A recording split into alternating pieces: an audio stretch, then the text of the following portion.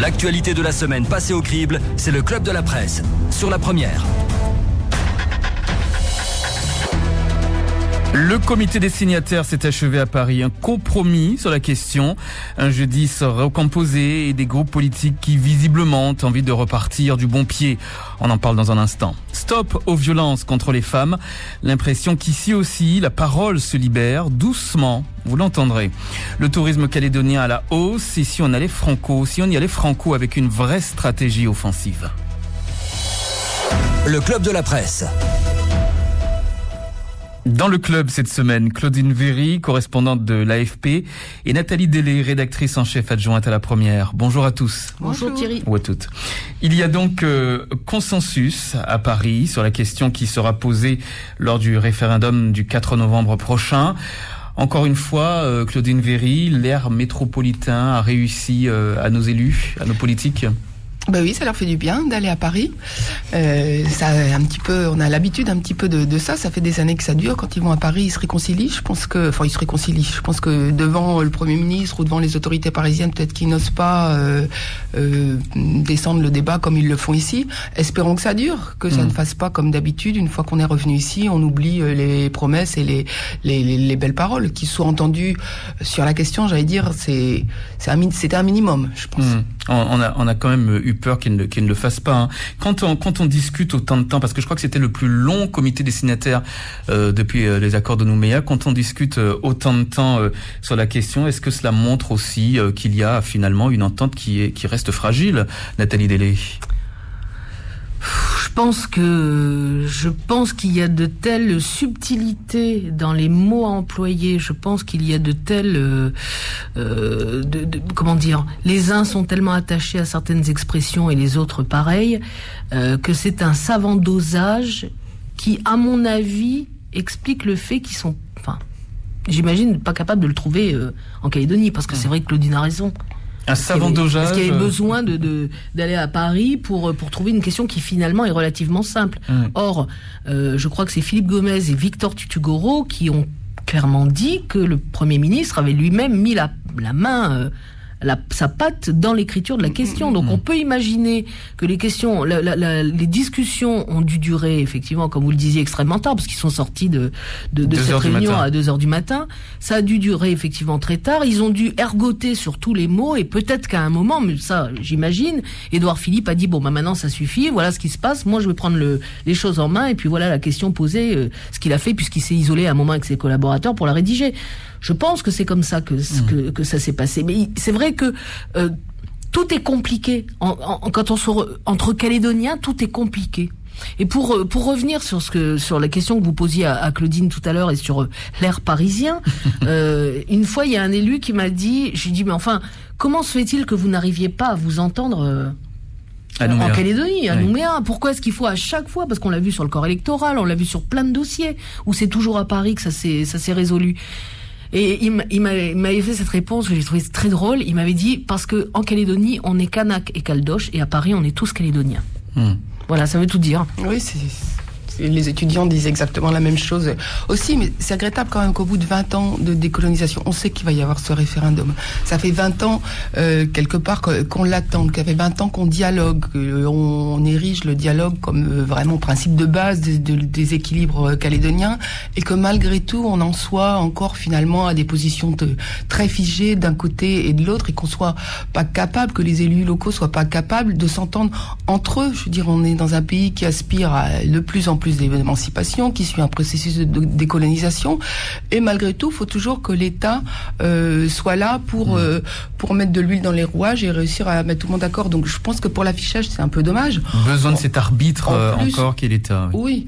En plus, le Premier ministre, il est quand même bien gentil parce qu'il a donné de sa personne jusqu'à 2h du matin. Le lendemain, il avait un conseil de défense, un conseil de ministre. On va en parler de ce Premier ministre, très impliqué. Il est de bonne constitution. Tous ceux qui mettaient en doute la capacité... Là, du flegme. Oui, la capacité du gouvernement d'Emmanuel Macron à gérer le dossier calédonien. Là, je pense qu'il va peut-être falloir baisser un peu le ton, les critiques contre l'État. Et tenez, je vous propose de l'écouter, Édouard Philippe. C'était son annonce à l'issue du comité des signataires. Il revient sur la formulation de la question. Après cette concertation, j'ai proposé aux membres du comité que la question soit la suivante. Voulez-vous que la Nouvelle-Calédonie accède à la pleine souveraineté et devienne indépendante. Cette formulation a vocation à être soumise au Conseil d'État dans le cadre de l'examen du projet de décret convoquant les électeurs. Cette formulation a un sens politique profond. Elle permet à chacune des forces politiques de se positionner clairement, conformément à l'esprit de l'accord. Il leur reviendra à ces forces politiques d'expliquer les projets que recouvre l'alternative ainsi proposée au vote des électeurs de Nouvelle-Calédonie. L'État y contribuera également en apportant son éclairage sur les principales implications du vote. Voilà, donc Édouard Philippe, le Premier ministre. Voulez-vous que la Nouvelle-Calédonie accède à la pleine souveraineté et devienne indépendante, avec un bulletin oui et un bulletin non? Sur le sens de la question, Nathalie Delay, qu'est-ce que vous en pensez? Sur le moment, je me suis posé la question de savoir s'il n'y avait pas quand même une certaine ambiguïté dans cette question.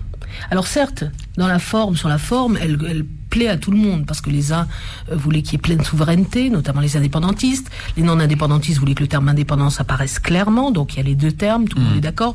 Certes, le Rassemblement et le MPC voulaient qu'il y ait le mot France, il n'apparaît pas, mais la question est quand même, les deux termes en tout cas sont clairement définis. Mais quand je vous parlais d'ambiguïté, c'est que voulez-vous que la Nouvelle-Calédonie accède à la pleine souveraineté et devienne indépendante? Je me suis demandé si le fait de dire devenir, d'employer ce terme devenir dans le Larousse, ça veut dire passer d'un état à un autre. Est-ce qu'on pouvait pas imaginer, ou certains pouvaient pas imaginer, voire même si ça ne pouvait pas être dans les mois à venir une raison de faire de la propagande en disant non, la pleine souveraineté, je parle notamment côté indépendantiste, de dire non, la pleine souveraineté, c'est pas encore l'indépendance, puisque pleine souveraineté et deviennent indépendantes, c'est-à-dire qu'elles deviennent par la suite indépendantes. Et je me suis demandé s'il n'y avait pas une petite ambiguïté sur cette formulation. Finalement, Nathalie je pense Delay, que vous n'allez pas donner de mauvaises idées, s'il vous plaît. Non, pas du tout. Ils ont réussi à s'entendre à Paris. Mais bien sûr, et ce n'est absolument pas mon rôle de remettre ça. Non, je me suis simplement posé la question, je me suis interrogé. J'ai cru à un moment donné qu'il y avait peut-être une petite ambiguïté. Finalement, je crois que c'est un peu tiré par les cheveux et que accèdent à la pleine souveraineté et deviennent par conséquent indépendantes. C'est de la sorte qu'il faut entendre la question. Oui. Et c'est je clair. pense qu'effectivement, c'est drôlement formulé. Il manquera un mot. Voilà. Ou alors c'est pas ou ça veut pas dire la même chose, pleine souveraineté indépendante. Mais bon, là auquel cas il y a eu un problème dans la négociation de l'accord de Nouméa il y a 20 ans du côté des indépendantistes. Mais c'est un et ainsi deviennent indépendantes. Mais il y a une simultanéité entre les deux, quoi. Mais là, c'est vrai qu'on a l'impression que c'est deux choses différentes. Donc ça peut effectivement créer la confusion. Alors on voit bien que c'est une question qui a essayé de ménager la chèvre et le chou, fallait contenter tout le monde. Il y en a qui voulaient indépendance, il y en a qui voulaient prendre la terminologie de l'accord de Nouméa, c'est pleine souveraineté. C'est pas indépendance, ça c'est vrai. Maintenant, dans l'esprit des gens, c'est vrai, quand on interroge les gens autour de nous, on voit bien qu'il y en a qui disent mais pleine souveraineté, ça veut dire quoi? C'est pas clair pour tout le monde cette notion.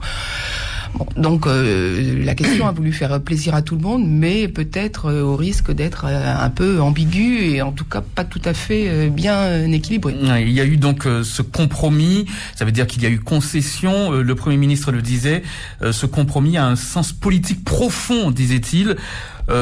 C'était important que les formations politiques se mettent d'accord sur la rédaction de cette question à Paris.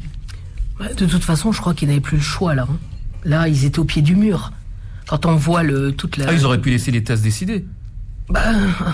Moi, je crois que c'est quand même l'État qui a décidé, même s'il y a eu consensus et discussion. Au bout du bout, Après la face quand même. Voilà, mais c'est quand même. Mais enfin, avait-on besoin d'aller à Paris pour une question qui finalement est simple? Avait-on besoin d'aller à Paris? Est-ce qu'on pouvait pas ici, on a assez d'élus intelligents et compétents pour pouvoir travailler, réfléchir et trouver une question? Ça s'est fait sous l'égide du Premier ministre et c'est même sans doute lui qui a rédigé la question. Enfin, quand on voit le bazar qu'il y a eu pour fixer la date. Pour fixer la date, peut-être c'est quand même mieux qu'il soit allé à Paris. Les élus maintenant ont un devoir d'explication, c'est ce qu'a dit Édouard Philippe, un devoir d'explication du projet envers les citoyens. Claudine Véry, pardon. D'expliquer le projet, c'est ce que disait Édouard Philippe tout à l'heure dans son interview. Les élus maintenant ont ce devoir d'explication. Ils exhortent depuis des mois et des mois effectivement les élus à faire de la pédagogie, de l'explication. Cela dit, il y a des initiatives qui sont prises. Moi, j'ai celle d'Éric Gay et de Maurice Ponga, les débats citoyens qui vont organiser. Moi, je trouve que c'est des bonnes initiatives et effectivement c'est ça qu'il faut faire. Il faut expliquer aux gens l'enjeu du référendum. Quelle est la décision qu'est-ce que va changer la décision qui sera prise? Peut-être expliquer qu'effectivement c'est pas le bout de l'horizon, quoi. Le référendum, il y a pas tant de choses que ça qui changeront. On est dans un processus qui a été entamé il y a plus de 30 ans. Le processus va continuer. Et on a l'impression que quand on parle du référendum, c'est comme un mur, quoi. On n'arrive pas à voir au-delà. On se bloque à ça en disant si c'est la France, l'indépendance, on reste là-dessus. Non, rien n'empêche de passer cette étape et de voir après. Il y aura un après, le lendemain du référendum, on sera tous là. Nathalie Delay. Mais justement, je trouve que cet après, il n'est pas assez envisagé. Alors à part ce que dit Claudine, effectivement, des initiatives de certains maires ou de Thierry Santa, par exemple, le président du Congrès, qui organise des débats. C'est ce que peut-être voulait voilà. dire le Premier ministre, d'ailleurs. Là, il y a des façons d'organiser des discussions avec la société civile. Mais moi, ce qui m'inquiète un peu, c'est que, quelle que soit l'issue du référendum, si c'est le non à l'indépendance, est-ce que c'est le statu quo? Est-ce qu'on reste comme ça? C'est-à-dire l'accord de Nouméa continue et puis rien ne change? Ou est-ce qu'on va plus loin pour essayer d'aller aux confins de l'autonomie, si tant est qu'on n'y soit pas déjà? Si c'est l'indépendance qui l'emporte, quel est le projet qui est retenu? À quoi la population calédonienne doit s'attendre? Je trouve que les élus, alors, à l'exception de l'UNI, qui a produit un document d'une centaine de pages qui est extrêmement détaillé sur son projet d'indépendance, de pleine souveraineté, les autres, on attend. Je me souviens que on avait parlé à l'époque, c'était Calédonie Ensemble qui avait parlé du référendum éclairé. Donc c'était présenter des projets de société pour expliquer aux gens ce que serait l'après. Mais il est où cet après? On ne sait pas. Pour l'instant, à part l'UNI qui a rendu un véritable document extrêmement référencé et détaillé, on n'a pas de vision sur ce que pourrait être le pays de demain, après le référendum. Ça pourra être discuté peut-être dans le cadre du G10, le G10 qui change de formule, qui devient un groupe de travail. Et le G10 n'est pas, le G10 n'est pas décisionnaire, donc le G10 c'est juste un espace de discussion. Vous en pensez quoi? Il est trop tard maintenant. De toute façon, il est trop tard, on peut se mettre. Je pense que le G10, au minimum, ça va être que tout le monde se mette d'accord sur la charte des valeurs communes, qui sera le plus petit dénominateur commun sur lequel on aura. Ça va juste servir à ça, à se mettre d'accord. Je pense que oui, vu le temps qui reste, ça m'étonnerait qu'il y ait beaucoup plus. Mais c'est vrai qu'il y a un défaut de projet. On entend beaucoup, notamment le Rassemblement et Pierre Frogier, dire l'État n'a rien fait. Mais qu'est-ce que vous, les loyalistes aussi, avez proposé? Qu'est-ce que vous avez mis sur la table? Qu'est-ce que vous avez mis dans la corbeille? Qu'est-ce que vous avez comme projet? Est-ce qu'il y a quelque chose sur lequel les électeurs peuvent s'appuyer en disant c'est ça qu'ils veulent? C'est juste pour dire c'est la France ou l'indépendance, ou dire c'est le statu quo. Moi, je pense que c'est leurrer les gens. Non, ce sera pas le statu quo. On est dans un processus. La décolonisation, le processus ne s'arrêtera pas avec le référendum. Il prendra d'autres formes. Pas forcément l'indépendance, mais ça va pas s'arrêter. Donc, il faut bien réfléchir à l'après. Et on voit bien que ça, c'est très difficile d'y arriver. Et la réflexion n'est pas suffisamment engagée, selon vous, Nathalie Delay? Ce qui m'interpelle aussi, c'est ce travail en commun sur les valeurs communes. Philosophiquement, des valeurs, c'est ce qui relève du bon, du bien et du beau. Quand on parle du respect des anciens, quand on parle du respect de la terre, dites-moi en quoi ces valeurs sont propres à une communauté plutôt qu'à une autre. En quoi elles sont plus chrétiennes que républicaines ou océaniennes? Ce sont des valeurs qu'on retrouve dans le monde entier parce qu'elles sont universelles. Des valeurs, par essence, philosophiquement, ce sont des choses qui sont universelles. Donc je me demande à quoi il sert véritablement ce travail sur les valeurs communes, parce que, de fait, les valeurs... Mettre en avant des valeurs qui sont importantes, voilà. En tout cas, ils veulent peut-être que ces valeurs soient mises en lumière, plus importantes, en tout cas en Calédonie, qu'il y ait des... Mais on les connaît, je veux dire... quelqu'un un Calédonien qui travaille sa terre depuis plus de 100 ans, qui a toujours vécu en brousse, qui est attaché à son territoire, et un Kanak qui a un clan, qui a une tribu. En quoi leur attachement à la terre est différent? Je veux dire, ce sont des valeurs universelles. C'est ça que je veux dire, c'est qu'il n'y a pas, à mon avis, de mon point de vue, il n'y a pas de valeurs propres. Est-ce que ce ne sont pas des valeurs universelles qui, ailleurs, ont tendance à se perdre un petit peu et qu'ici, voilà, on espère garder... une manière d'amortir le lendemain du référendum, si c'est marqué noir sur blanc, qu'on dit voilà. On n'est pas d'accord politiquement, tout ça, mais on a des choses en partage qui sont effectivement l'attachement à la terre, le respect des gens, le partage, l'humilité, le rôle de la parole et tout ça. Je pense que la démarche, même si elle est peut-être pas si évidente que ça, moi je trouve que c'est plutôt bien de montrer que, par exemple, entre les valeurs républicaines, les valeurs Kanak, les valeurs des Européens, les valeurs des gens qui sont plus occidentaux, il y a du partage. On peut se retrouver. Les valeurs chrétiennes aussi, ils y tiennent. Bon, ça peut choquer certaines personnes. Ça se discute, je trouve. Ça peut se discuter. Mais bon, c'est vrai que dans le Pacifique, on peut pas nier l'empreinte de l'évangélisation, du rôle des missionnaires et tout ça. Donc ça appartient à l'histoire. Donc je pense que ça peut être une sorte de matelas un petit peu pour amortir le lendemain du référendum. Et c'est vrai que bon, il y a certaines valeurs, par exemple communautaires, qui sont plus importantes ou plus ancrées en milieu mélanésien. Chez les Européens, ce sera d'autres valeurs. C'est bien de se dire on les met en commun et on les partage tous. C'est le fameux vivre ensemble dont on parle tant. C'est l'intention, en tout cas. Oui. C'est l'intention. Allez, autre sujet que l'on va aborder ce midi. Plusieurs manifestations contre les violences faites aux femmes ont eu lieu ces derniers jours. Une femme de Canala a été sauvagement violée et c'est ce qui a déclenché la colère. Ce matin, c'était à Koné, on en a parlé dans le journal de 12h. Et mercredi matin, une manifestation a eu lieu à Boulou-Paris. Près de 150 personnes, femmes et hommes, ont marché dans les rues. Quelques réactions au micro de Marguerite Poigoun. Écoutez. C'est pour venir soutenir les mamans de Canala, pour les actes qui se sont passés à Canala, parce que je trouve que c'est même pas un acte humain, quoi. Nous, les femmes, on doit être respectées par les hommes, mais aussi par nos pères parfois, ou nos oncles aussi, qui des fois se trompent un petit peu d'amour, on va dire. Et j'ai été quand même très choquée par ce qui est arrivé à cette jeune fille de Canala. Il faut que ça s'arrête. C'est presque un meurtre, ce qu'ils ont fait, donc il est temps que les gens réagissent. Et c'est très bien que les femmes se mobilisent, et que les hommes s'y joignent aussi, parce que ça fait quand même partie de la vie du pays. Dans une terre de respect, une terre de parole, une terre de partage, je crois qu'on peut tout partager, même les malheurs. Voilà, une autre manifestation est prévue à Nouméa le 12 avril. Est-ce qu'on doit espérer du changement de comportement de ces manifestations, de ce ras-le-bol quasi général, Nathalie Delay? Déjà, ce qui m'a fait plaisir, ça m'a fait penser au mouvement en plus petit, au mouvement MeToo. C'est-à-dire que là, les femmes de Calédonie, toutes ethnies confondues, elles se lèvent et puis elles disent maintenant ça suffit. Alors il y a eu Canala, il y a eu Boulou-Paris, il y a eu Koné ce matin, mais il y a ces mouvements sporadiques comme ça qui veulent dire ça suffit, on n'en peut plus. Quand on voit les chiffres des violences conjugales et intrafamiliales au tribunal, quand on voit les viols, quand on voit la violence globalement faite aux femmes, c'est quand même incroyable en 2018 qu'on soit encore dans ces schémas-là. Et je vais vous dire ce que je pense. Je pense que, au-delà de ces mouvements de révolte qui sont légitimes, il y aurait vraiment un travail de fond à faire, déjà peut-être à partir des écoles, mais également de la part du gouvernement qui lance régulièrement des campagnes contre l'insécurité routière, par exemple, contre l'alcool, etc.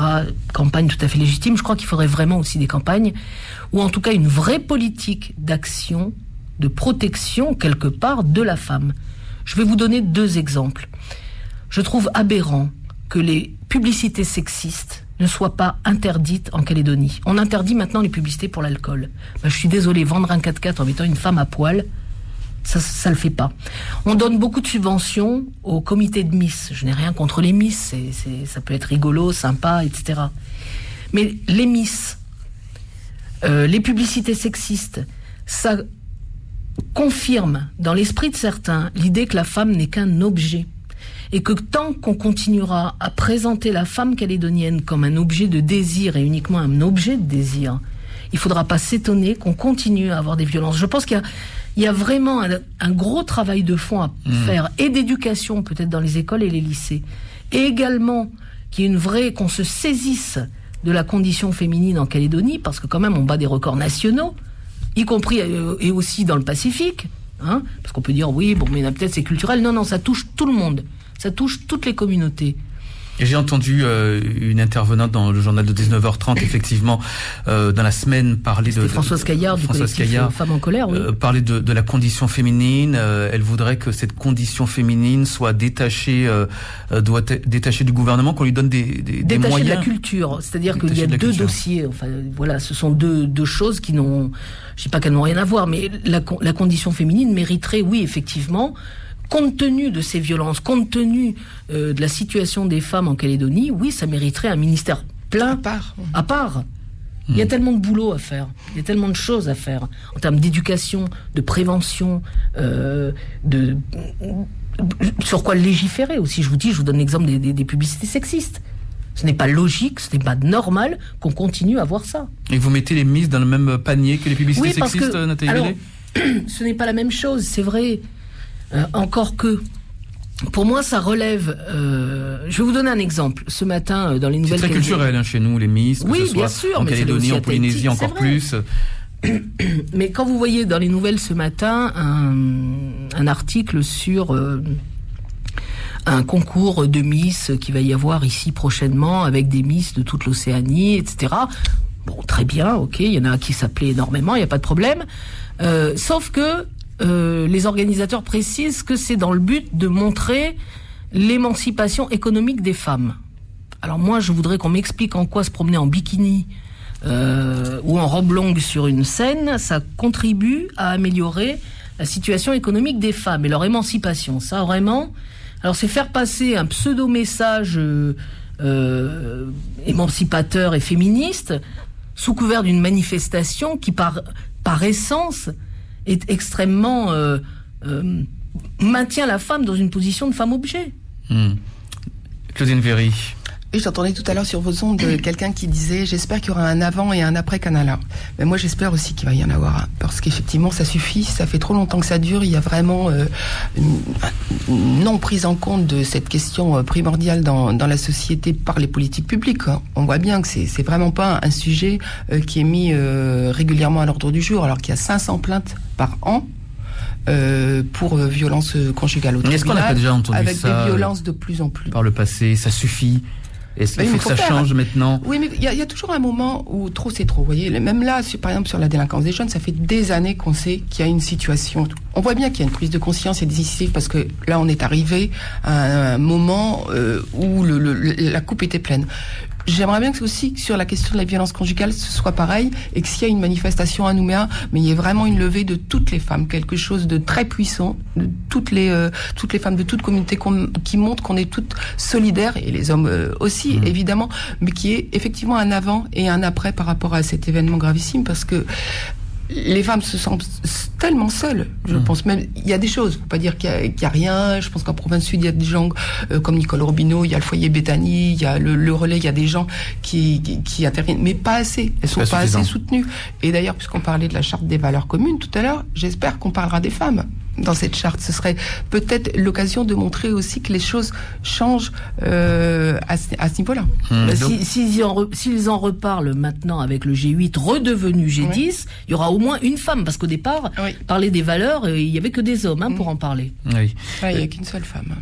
Sonia Backès. Oui, il n'y a que Sonia Backès. Dominique Salino, médecin, membre du collectif Femmes en colère que nous avions reçu mercredi matin, c'est ça, à 6h48, dans l'invité de la matinale, disait que la parole se libère, mais cette parole qui se libère, c'est encore trop lent, ça va pas assez vite.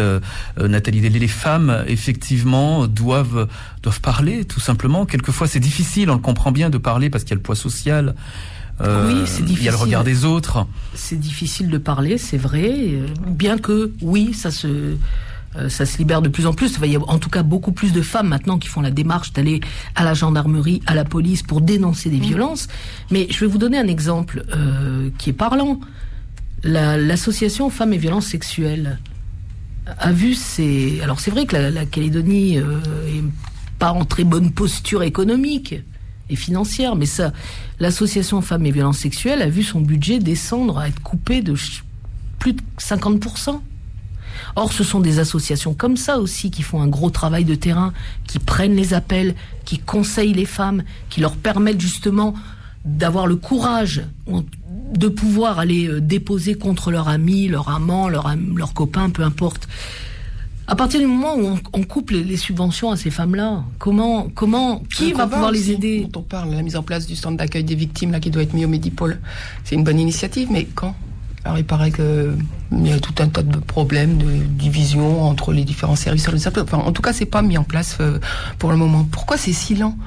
Pourquoi c'est si lent? En ligne, c'est l'enquête Virage, donc là, effectivement, qui va remettre à jour les données. Depuis 2004, il n'y a pas eu d'enquête sur les violences faites aux femmes. On n'a pas de chiffres, on ne sait pas. Alors on voit effectivement qu'au tribunal, il y en a de plus en plus, que les violences sont de plus en plus violentes aussi, mais on n'a pas de chiffres. Donc ça veut bien dire que ça n'intéresse pas. Sinon, qui s'empare de ce sujet-là?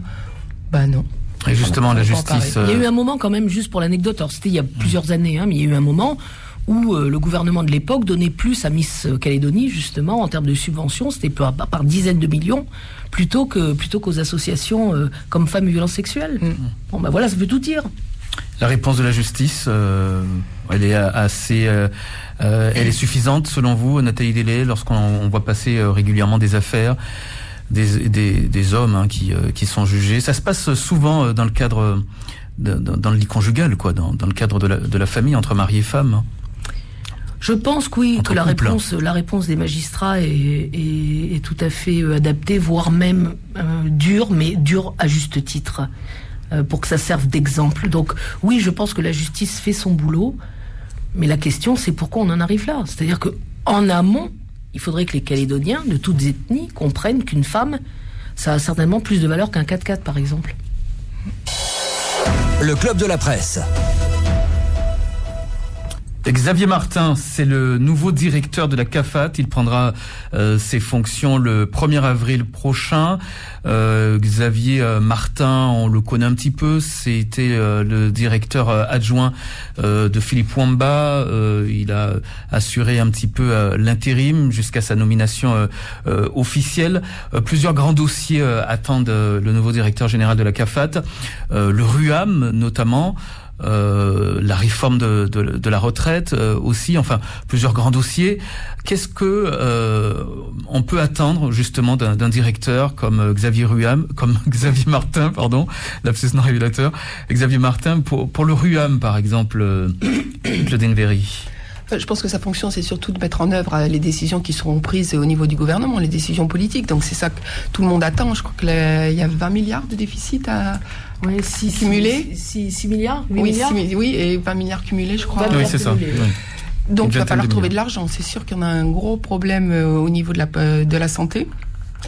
Et Xavier Martin sera maintenant. On voudrait savoir. Je pense beaucoup de gens sont en attente, notamment la médecine privée est en attente de ce que la médecine libérale, de ce que va décider le gouvernement. On sait qu'il y a des choses qui se préparent. Je pense qu'il faudra faire des économies partout, aussi dans le public. C'est vrai qu'on a entendu ces derniers mois les libéraux se plaindre beaucoup des retards de paiement de la CAFAT. Nathalie Delay, la CAFAT. Qu'est-ce qu'il faudrait faire pour améliorer la situation du RUAM, oui. Je suis pas loin de là une grande spécialiste, ni même une spécialiste du tout des questions de caisse sociale. Mais on a entendu ici et là des réformes qui pourraient être mises en œuvre. Bon, on aimerait bien savoir effectivement ce que le gouvernement va mettre sur la table. Lesquelles Parce qu'apparemment ça risque d'être... Si on en croit les professions libérales, qu'il s'agisse des kinés, qu'il s'agisse des pharmaciens, on les a vus, ils ont été en grève, qu'il s'agisse des médecins privés, etc., on a l'impression que ça va être radical et brutal. Mais on est dans l'expectative pour l'instant, on n'a pas encore de détails précis. Et finalement, c'est ce qu'il faudrait, une réforme brutale pour pouvoir changer les choses? Je pense peut-être qu'une des choses qu'il faudrait faire avant tout, c'est améliorer la santé des Calédoniens. S'il y avait moins de diabétiques, moins de boissons sucrées, une meilleure alimentation, des légumes. Mais en attendant, il faut combler apporter de bourses. S'il y avait moins d'alcool. On a vu l'ampleur du marché noir, les dégâts que ça fait, moins de tabac. Enfin, il y a peut-être aussi, plus globalement, déjà améliorer la santé des Calédoniens. Ça coûterait moins cher. Oui, et là je rejoins Claudine, parce que c'est vrai que le coût du diabète en Calédonie, je crois que pour la CAFAT, c'est 4 milliards par an. C'est colossal. Mais à côté de ça, quand les élus, à un moment donné, décident de taxer les boissons sucrées, les fabricants de boissons sucrées, c'est un tollé, les lobbies s'en mêlent, terminé, ça passe sous les autres dossiers, quoi, on n'en parle plus. Et moi, ce que je déplore un peu, c'est qu'on a l'impression que nos élus attendent toujours le dernier moment, d'être au pied du mur pour prendre des décisions, et là, dans ces cas-là, d'être obligés d'aller dans des décisions qui peuvent paraître brutales. Alors que si on prenait les problèmes en amont, si déjà justement on taxait les boissons sucrées, si on arrêtait de faire des fast-food devant les collèges et les lycées, si on libérait le marché des fruits et légumes, si on libérait le marché des fruits et légumes, si on faisait en sorte que on ait des produits de qualité qui soient pas bouffés par les pesticides, et puis qui soient surtout pas onéreux, hors de prix, voire même, comme on a pu voir, c'était des petites carottes à 2700 balles, des 250 grammes. Bon, après, faut pas s'étonner que les gens mangent du riz et des pommes de terre, quoi, ou des patates douces. Enfin, et tout ça, ça contribue au diabète, et tout ça, ça contribue à creuser le trou de la CAFAT. Donc c'est vrai qu'il y a un tas de politiques de santé publique qui pourraient être mises véritablement en avant, en amont, pour éviter qu'on en arrive à des extrémités pareilles. Aujourd'hui, ben oui, je sais pas ce qu'ils vont faire, mais apparemment, oui, le gouvernement prépare un train de mesures qui risque de... Ouais, un petit peu. Oui, peut-être qu'il nous en dira plus, hein, Xavier Martin, on l'espère en tout cas. Il sera notre invité, l'invité de la matinale mardi, à partir de 6h48. Le tourisme calédonien, pour terminer, le tourisme calédonien est à la hausse, alors que la Nouvelle-Calédonie plafonnait depuis plusieurs années à plus ou moins 100 000 touristes par an. Ce sont plus de 120 000 touristes qui ont été enregistrés l'année dernière, un chiffre record générant des recettes estimées à plus de 26 milliards. Bon, 20 000 touristes en plus n'est pas grand-chose, mais visiblement ça fait très plaisir aux professionnels du secteur. Vous en pensez quoi, Claudine Véry ? Je pense que c'est un bon indicateur, c'est encourageant, mais bon, faut pas s'affoler quand même. Moi, quand j'étais ici au début des années 90, c'était 200 000 touristes en l'an 2000. C'était le cap. Bon, maintenant, c'est 200 000 touristes en 2025. Donc, c'est bien.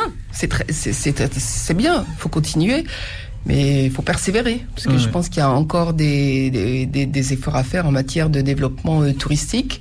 Peut-être un petit peu aussi de desserrer la concurrence, desserrer le marché aérien, faire des progrès dans l'accueil des touristes, le rapport qualité-prix. Il y a encore des choses à faire, mais si on progresse, on va pas non plus bouder notre plaisir. C'est plutôt bon signe que ça progresse dans ce sens-là. Mais il faudrait là même, je sais qu'il y a une conférence de presse où ils vont réfléchir une nouvelle fois à harmoniser les politiques de développement touristique des 3 provinces.